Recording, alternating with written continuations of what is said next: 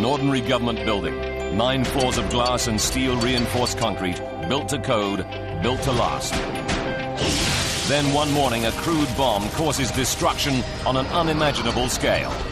In 7 seconds, the building disintegrates. 168 people will die as a result of the explosion. Now, with cutting-edge computer technology, we reveal exactly what went wrong. Disasters don't just happen. They're a chain of critical events.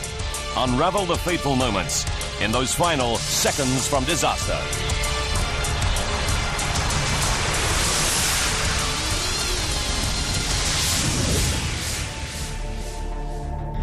The United States, Midwest, Kansas. April 18, 1995. 4:30 in the morning. A truck pulls out of a motel in Kansas. 3 hours later, it drives off the road and parks beside a lake. The driver is on a mission against the American government. He fills 13 208-liter barrels with a deadly combination of chemicals. The next day, April 19, he drives the Ryder rental truck and its lethal cargo south on Route 77.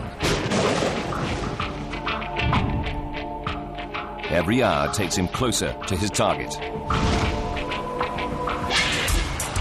Even the date he has chosen deliberately.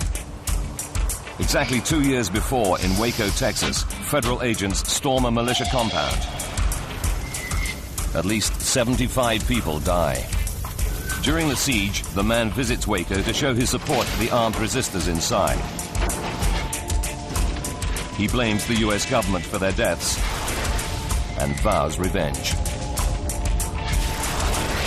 His name is Timothy McVeigh.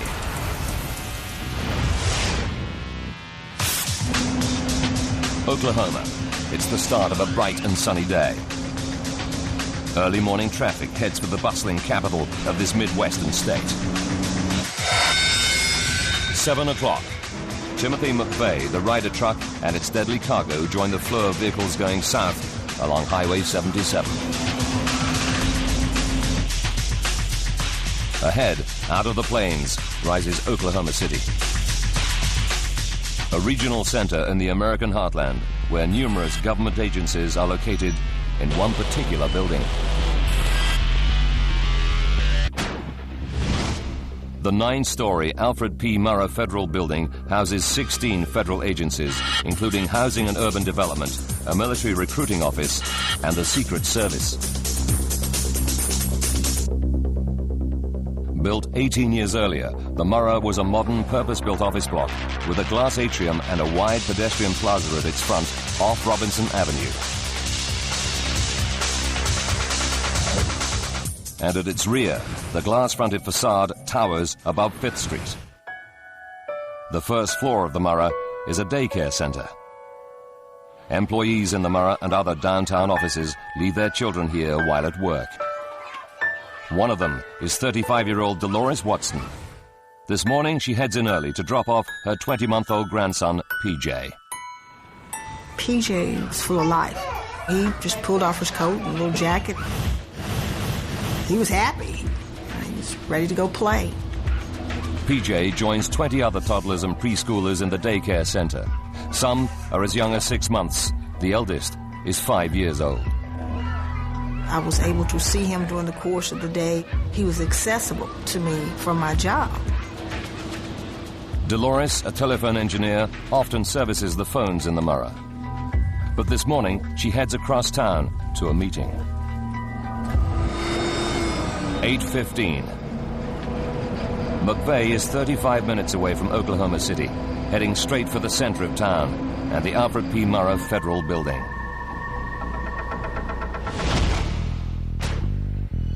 On the second floor, 59-year-old Florence Rogers is in charge of the Federal Employees Credit Union. She's looking forward to seeing colleagues as it's her first day back from vacation. I was anxious to get to work because I had scheduled a meeting with some of my upper management people I was very excited to show my cruise pictures, anxious to get my day started and to take care of business. 8:53. Timothy McVeigh is in rush hour traffic that fills the downtown streets. 4 months earlier, he checked out the Murrah and selected it as his target.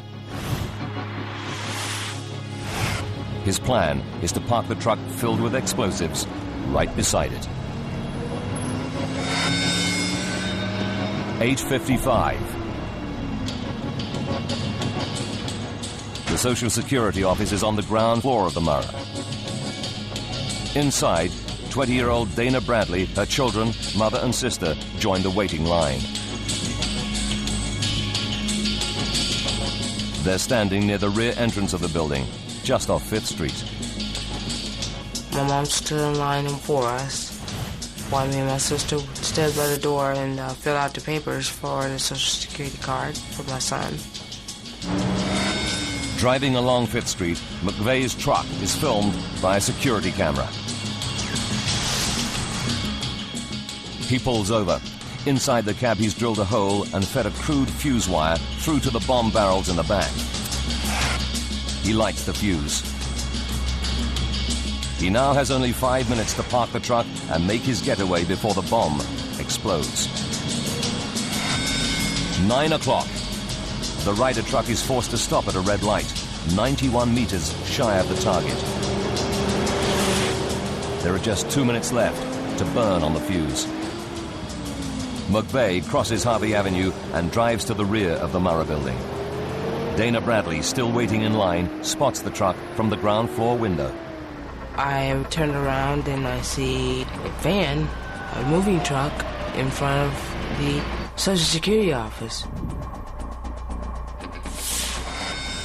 9:01.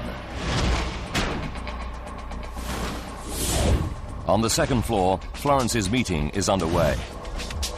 There were 8, and I was the 9th person in that little group. On the first floor, PJ and the other 20 children enjoy breakfast. And on the ground floor, Dana is still watching the truck. The driver gets out, goes to the back, and walks past our window. 9:01 and 30 seconds. McVeigh walks away. There are now 361 people inside the Murrah building. The fuse has just 43 seconds before it explodes the bomb. Timothy McVeigh parks a Ryder truck packed with explosives outside the Murrah Federal Building in Oklahoma City.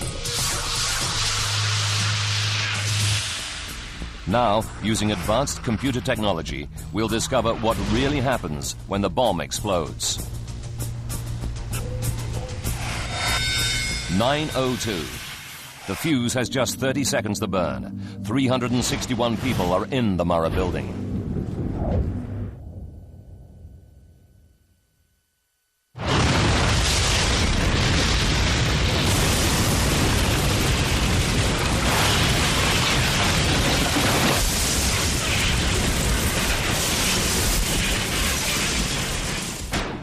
Dana Bradley is on the ground floor in direct line of the blast.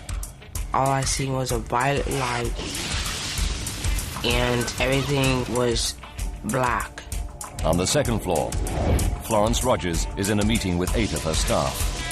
There was a rush of air like a tornado. Everything literally was blowing up before my eyes. I knew that was just it, and I prayed. I said, God, please save me. I have 2 kids to take care of.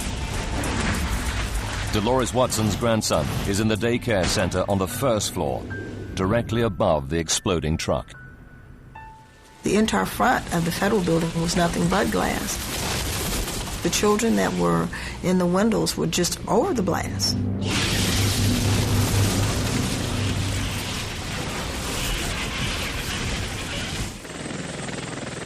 It takes 7 seconds for the 9-story building to collapse in ruins.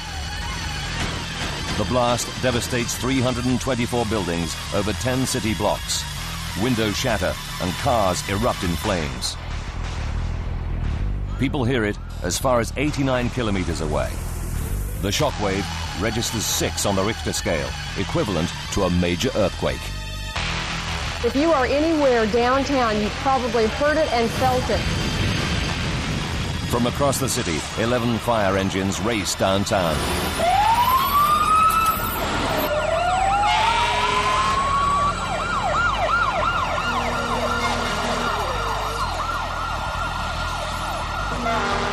Firefighter Chris Fields is one of the first on the scene. You just see these hordes of people running towards us and having no idea what we were about to step into. District Fire Chief Mike Shannon arrives 4 minutes after he hears the explosion. Looked like that we were in a war zone and we've been strafed. It was just overwhelming. He takes charge of the rescue squads about to enter the dangerously unstable ruins. Produces the type of carnage that isn't seen in earthquakes or tornadoes or anywhere else. Ow. Holy cow. About a third of the building has been blown away. More than 5,000 square meters of offices are reduced to 650 square meters of rubble. The frantic search for survivors begins.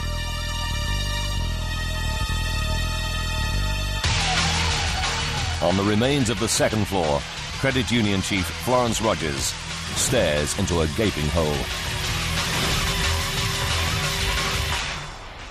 I started wondering about the staff in the room with me. They were gone in a swish.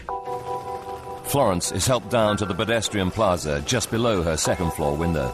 It took a few minutes after I was even out of there to realize that they hadn't run away. They hadn't left my office. They had literally been taken away by all the floors on top of them. But why does Florence survive when all 8 of her colleagues vanish under the rubble? The answer will provide a crucial lead to investigators trying to unravel the disaster. Florence goes into shock. News cameras catch her wandering nearby, wrapped in a blanket.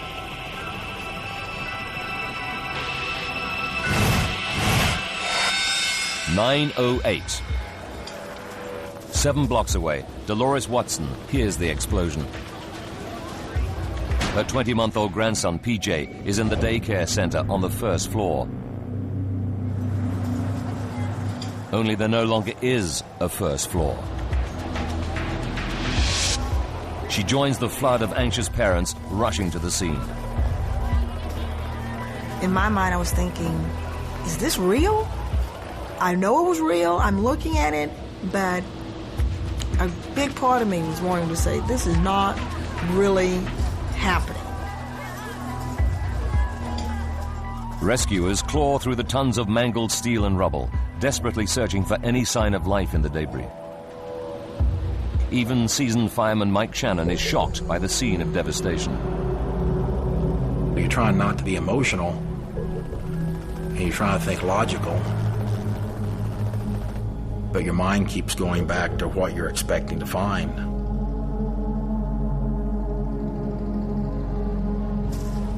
Rescuers begin to find people alive. One is a baby boy.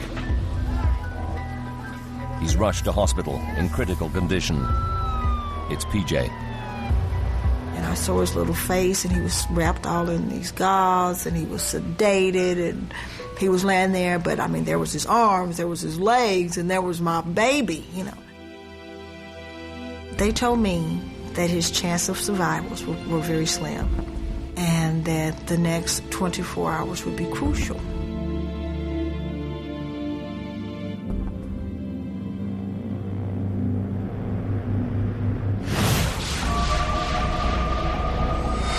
"10:20, 78 minutes after the explosion. While PJ remains in intensive care and the rescuers are struggling to pull out people alive, 97 kilometers to the north of Oklahoma City, State Highway Patrolman Charlie Hanger pulls over a suspicious, battered old car. Drove up alongside the yellow Mercury Marquis. I had realized that there was not a tag displayed on the rear bumper and stopped it. I saw a tall, young white male. We met more or less between the two cars. I asked him for a driver's license. However, while he was retrieving that license, I saw what appeared to be a weapon under the jacket. Hands over your head. He says, "My weapon is loaded." At that point, I thought he was trying to intimidate me, and I nudged him a little bit with the barrel of my weapon, and I said, "So is mine." I removed the weapon, threw it on the shoulder of the roadway.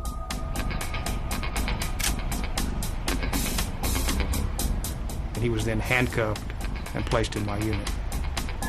Officer Hanger checks the man's ID. It was a Michigan driver's license. I looked at the picture, and it appeared to be the same individual I had stopped. And it did list Timothy James McVeigh as the name. He arrests McVeigh for the missing license plate and the loaded gun. 10:28, 86 minutes after the explosion. Back at the Murrah Building, rescuers have come across something other than a victim in the rubble. They said they thought they'd found another explosive device. There's panic, and the rescue operation comes to an abrupt halt while the bomb squad investigate. 54 minutes later, they sound the all clear. It's a false alarm. But rescuers have lost precious time. Now they're back amongst the carnage as vital minutes tick by. 2 o'clock in the afternoon. Dana Bradley has been trapped in the rubble for 5 hours, as these images show. There was blood going through the concrete that was laying over me. Someone else's blood. All she can remember is standing on the ground floor with her mother and children watching the Ryder truck park.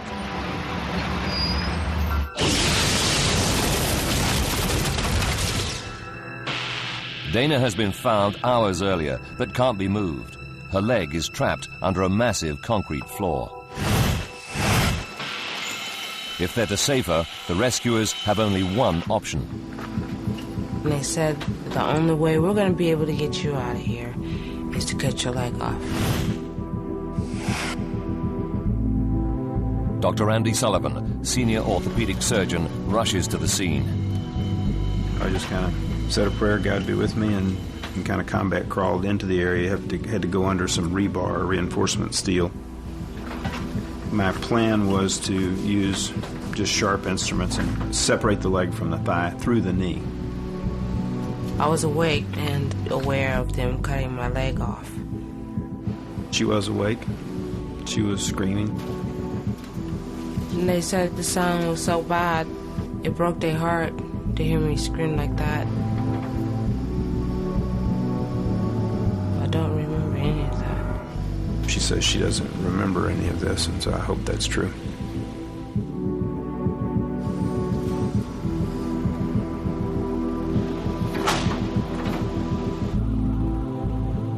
It takes 11 hours to recover all the survivors. 168 people have died as a result of the explosion, including 19 children, all under the age of 5.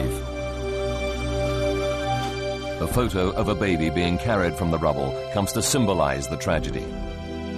It's taken only seconds after she's handed to fireman Chris Fields.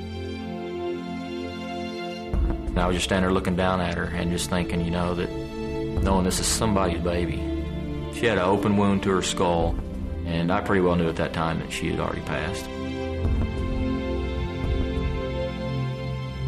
The explosion and collapse of the building takes everyone by surprise. Oklahoma City had never suffered such a catastrophic disaster until this moment. But it takes just 7 seconds for the 9-story building to collapse. Using the investigators' data, we can piece together the deadly chain of events to find out what really caused this terrible tragedy. State-of-the-art computer graphics will take you where no camera can go, into the heart of the disaster zone. It's obvious from the scale of devastation that this is not an accident, but the result of a bomb explosion. What kind of bomb could cause such devastation? Investigators start by looking for any evidence left behind. A giant crater in the road in front of the Murrah Building indicates the center of the explosion. Dr. Paul Malacca is a military blast expert and co-author of the official report into the Oklahoma bombing. What we did is use the crater size to estimate the size of the explosion. It was a question of working backwards. We now have the crater, so how big must the explosive have been? The bomb crater is 9 meters wide and 2.5 meters deep. We estimated that it was approximately 4,000 pounds of TNT. That's equal to 4 major battlefield bombs used by the U.S. military.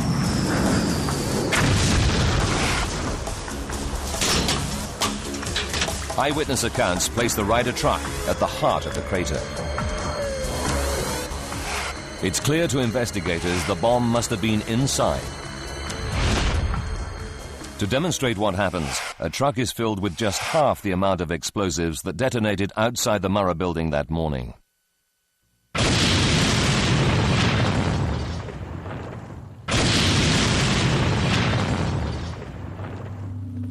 The bomb that explodes in Oklahoma City destroys virtually everything close to the blast, including the vehicle that carried it.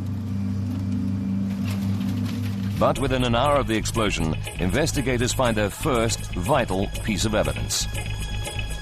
Over 91 meters away, they discover a truck axle that doesn't seem to belong to any other vehicle. Could this be all that is left of the vehicle that carried the bomb? On the twisted metal, they discover the clearly marked vehicle identification number. FBI agents trace the number to a 1993 Ford truck owned by Ryder Rental.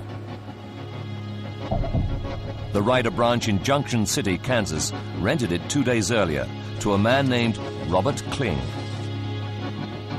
Within 8 hours of the bombing, an FBI artist draws an identikit picture of Kling based on descriptions given by staff at the rental company. The FBI launches one of the biggest manhunts in American history. By evening the next day, they make the crucial breakthrough. A motel owner recognizes the identikit picture as a man who recently stayed there, driving a Ryder truck. He checks in using ID in the name of Timothy James McVeigh. But where is he now? FBI agents discover that State Trooper Hanger ran a computer check on a man with that name less than 2 hours after the bombing. Amazingly, they discover that McVeigh is still in jail for traffic and firearms offenses. The FBI arrests McVeigh as a suspect in the attack. It was something that you never envisioned being involved in, and it all came out of a routine traffic stop. 4 months later, McVeigh is charged with mass murder in Oklahoma. It would probably be the last thing that I would think of that an American would actually commit a terrorist act against American people. The FBI discover that the bomb is homemade from materials easily bought over the counter.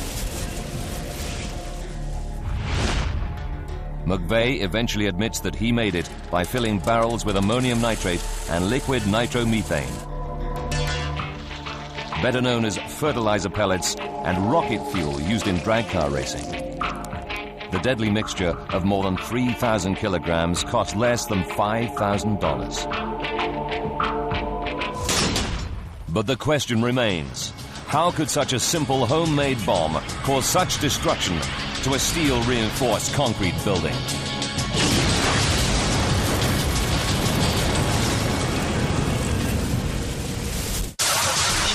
A bomb explodes outside the Murrah Building in Oklahoma City. In just 7 seconds, it collapses, killing 161 people. It's not just a great human tragedy, but a devastating blow to national security. The FBI tracked down and arrest Timothy McVeigh, the man responsible. Now the investigation shifts focus. How can a crude homemade bomb cause such devastation? Is there a fatal flaw in the Murrah's design that could put similar office buildings at risk?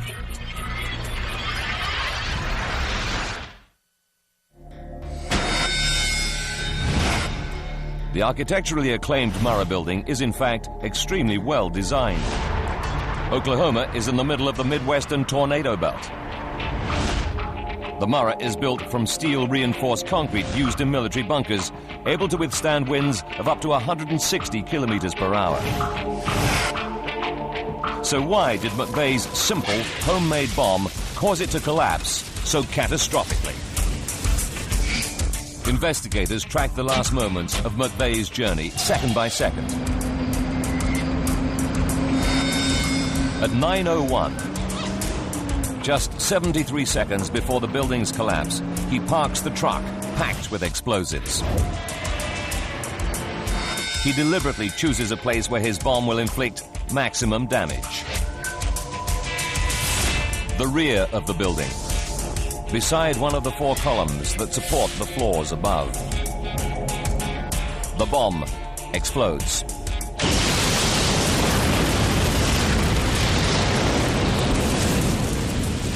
In just 7 seconds, the Murrah is reduced to rubble. What happens during those 7 seconds now becomes the focus of the inquiry. The ruins of the building hold the vital clues that will provide answers. Dr. John Osteras is a renowned structural engineer who analyzes how buildings collapse. Part of my expertise is being able to read buildings.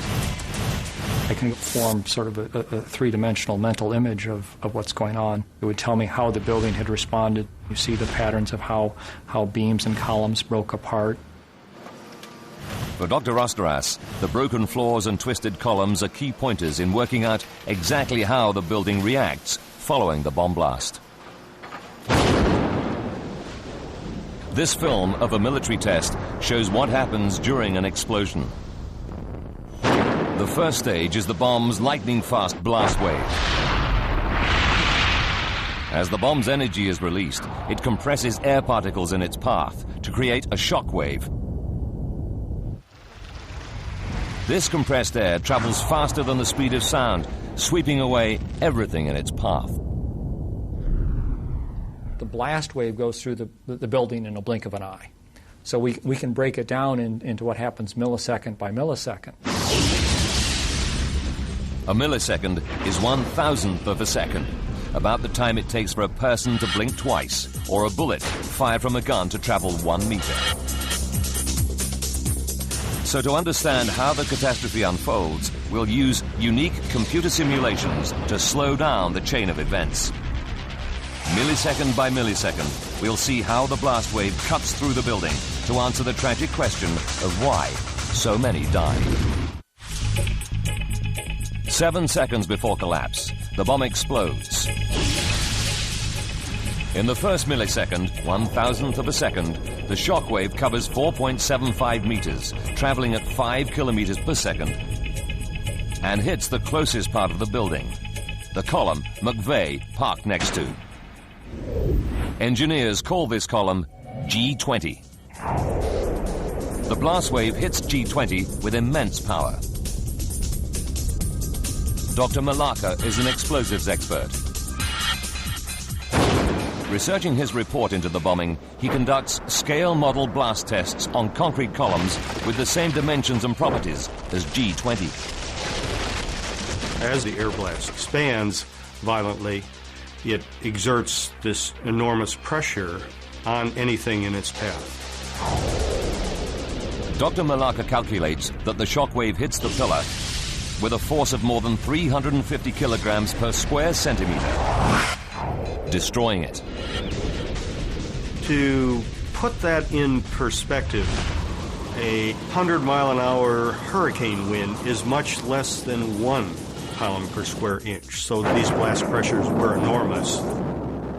Dr. Malacca and his colleagues feed their test data into the $100 million supercomputer of the U.S. Army Corps of Engineers.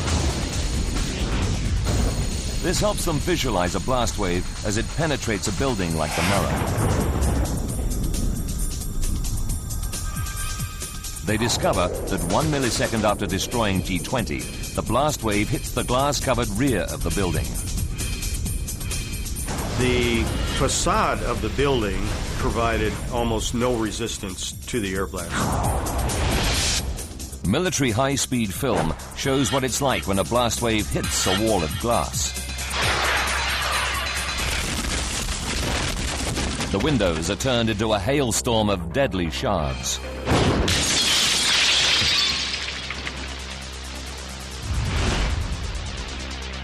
After shattering its windows, the blast wave penetrates the Murrah's entrance lobby.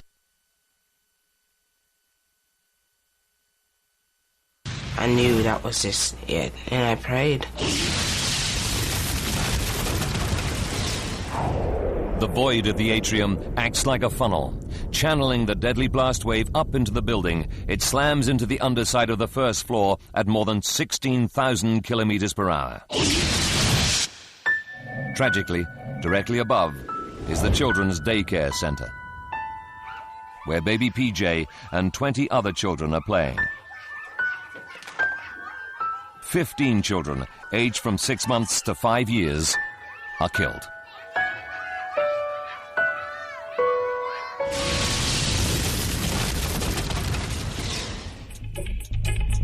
After 8 milliseconds, the blast wave reaches the second floor, where Florence Rogers is holding a meeting.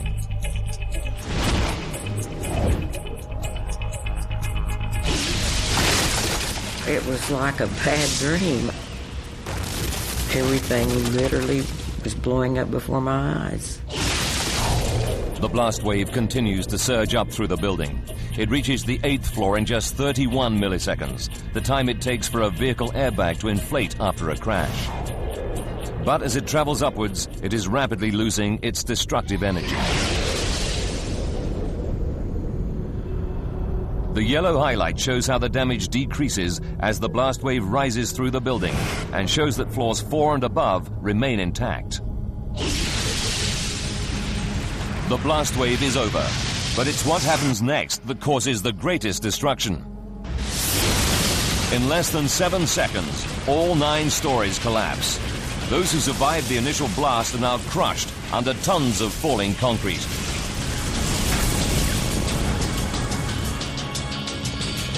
Investigators must now find out what causes this second wave of destruction. A massive homemade bomb has torn through the Murrah Federal Building in Oklahoma City. 161 people lose their lives, even though many survived the initial blast. The blast was powerful enough to damage only the lower floors of the 9-story building.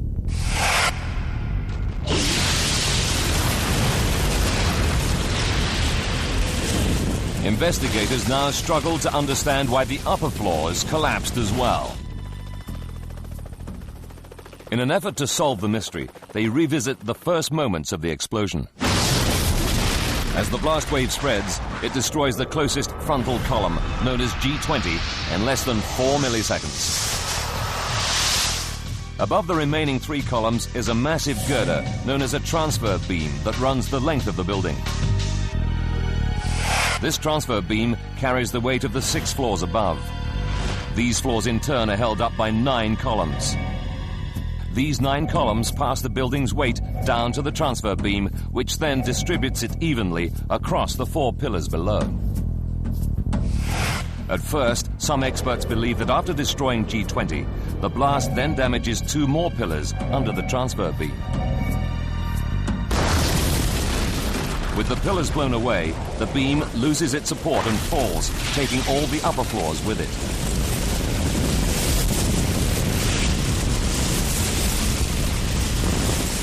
But the position of the transfer beam in the rubble doesn't support this theory. It hasn't fallen straight down as it would if the columns had collapsed beneath it. Instead, the transfer beam is discovered lying inside the building, suggesting it's been pulled inwards. It was in the debris pile behind the columns, so it was supported on this column, and it was found in the debris pile behind the column.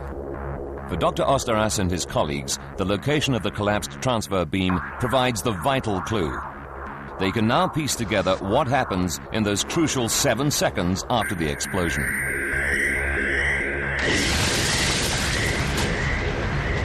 The blast destroys G20, but does not destroy the other 3 columns and the transfer beam. With the building still intact, the blast wave then rips through the atrium of the Murrah. It smashes into the floors above at more than 16,000 kilometers per hour.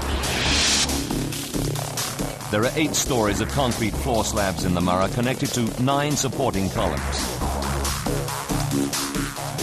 But the second floor is also connected to the transfer beam that holds up the columns. This proves a critical factor as the blast wave powers through the building. Dr. Eve Hinman, a blast expert, worked with Dr. Osteras on the investigation.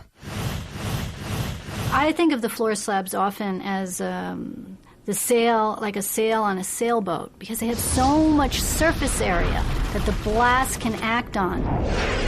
The blast forces up the floor slabs on the lower 4 stories. Blast pressure comes in, lifts the floor slab up, and the floor slabs just come up and shear off the columns, and then gravity takes over, and down they come.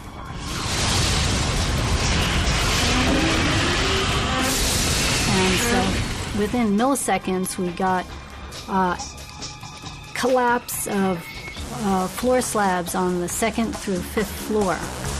About 100 milliseconds after the explosion, the time it takes for the human brain to recognize an image, the 3rd and 4th floors collapse onto the 2nd, which is still attached to the transfer beam. This added weight means the 2nd floor also gives way, but crucially, its connection to the transfer beam remains intact. The beam is ripped off the columns by the falling floor and dragged into the building. My theory is that when the floor slabs came down, they pulled the transfer girder in. The transfer girder rolled over. As that 3rd floor slab collapsed and fell into the debris, it is pulling on the top edge of the transfer beam. And there's nothing to resist that force. 100 milliseconds after the blast. The transfer beam is pulled down and around by the falling floor. 200 milliseconds after the blast. The falling transfer beam sets off what engineers call progressive collapse. Progressive collapse is collapse that spreads beyond the initial zone of damage. 1 second after the blast, progressive collapse begins to destroy the Murrah building. You knock over one domino, that falls and it knocks over the next and so on, and you get this progressive chain reaction. The transfer beam is the critical element or domino in the Murrah. It supports the columns that in turn support the 7 stories above. With the transfer beam gone, the upper floors are fatally weakened, and the building begins to collapse. Gravity takes another 5 seconds or so to bring the building down. It's all over in 7 seconds. This is the time it takes the 9th story floor to drop the 31 meters to the ground. More than 5,000 square meters of steel-reinforced concrete collapses into a 2-story high pile of rubble. It really isn't the air blast that's hurting people. It is the building that is hurting people.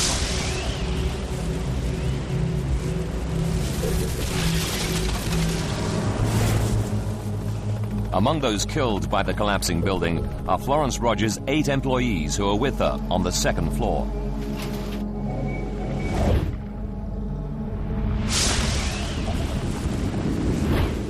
As the floor slabs collapse, only she survives because she's sitting directly over a supporting beam on the opposite wall from the explosion that remains undamaged. I didn't realize what a small little portion of my floor didn't break away. Someone said there was only about 18 inches left that didn't break away. Engineers now know why McVeigh's crude bomb causes such devastation. But was it inevitable?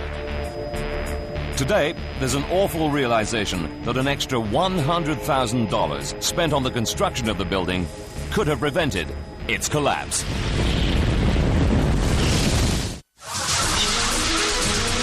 April 19, 1995 is a date Oklahoma City will never forget.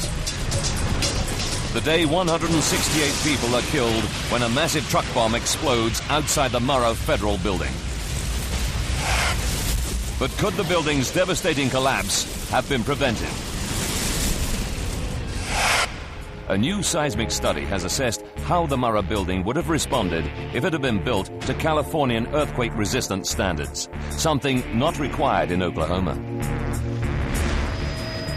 Its conclusions are startling. It reveals that only one exterior column and the lower floors would have been damaged. As their computer simulation shows, the building would have remained intact. To meet the earthquake-resistant code, the whole building would have been strengthened with much more reinforced steel. This added steel would have tied the building together and stopped the fatal failure of the transfer beam. The catastrophic progressive collapse would never have happened. It would have cost less than 1% of the building's original construction budget, around $100,000. The study suggests 4 out of 5 of those killed may then have survived. But in 1977, when the Murrah was built, no one ever imagined that it would be the target of a terrorist attack. Those who lived through that terrible day in 1995 still bear the scars. PJ is one of only 6 children from the daycare center who survived.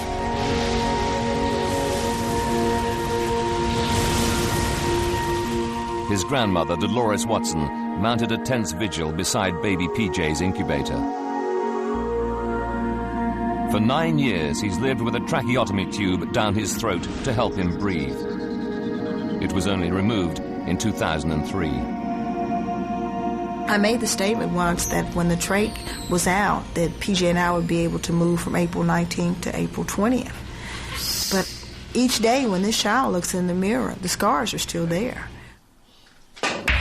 As their second-floor office fell to the ground, Florence Rogers lost 18 of her 33 colleagues at the credit union.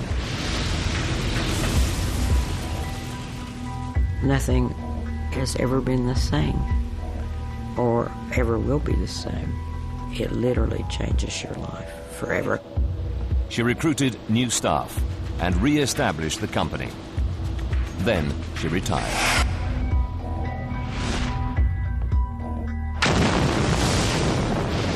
The falling floors killed Dana Bradley's mother, her son, and 3-year-old daughter. Dana survived the emergency amputation of her leg. Months of treatment followed, but Dana has achieved a miraculous recovery. We have your new prosthesis all finished up. Oh, man. It was, wow. I was like, wow, I'm walking. It's beautiful. I love it. I was strutting down the hallway. I loved it. The more I wanted to walk and the more I cared about living. Our special report. The remains of the Murrah were destroyed 5 weeks after the attack.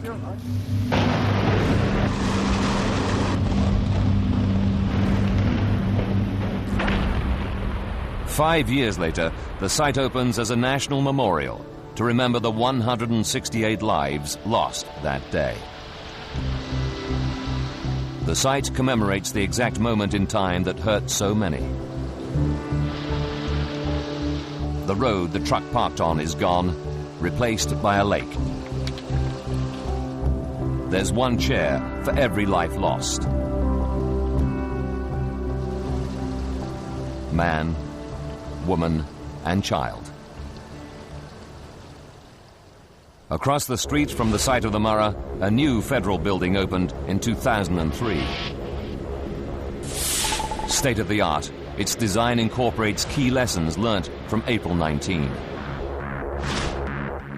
There's no point for the building to stand after the event if everyone inside is killed. It's about saving people. The lobby, the entrance that funneled so much of the explosion into the Murrah, is now protected by 2-centimeter steel blast shields. The glass is new generation blast-proof material designed not to shatter. But the most effective measure to prevent a repeat of the tragedy is also the cheapest. Ram-proof bollards surround the building's perimeter, so no one can park close to it.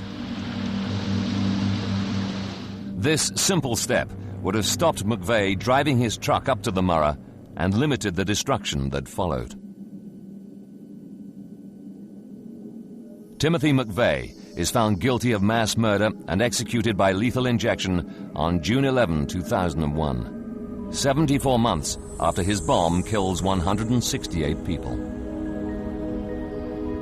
But the stark reality remains. There's little that can be done to stop a determined terrorist who decides to target innocent civilians.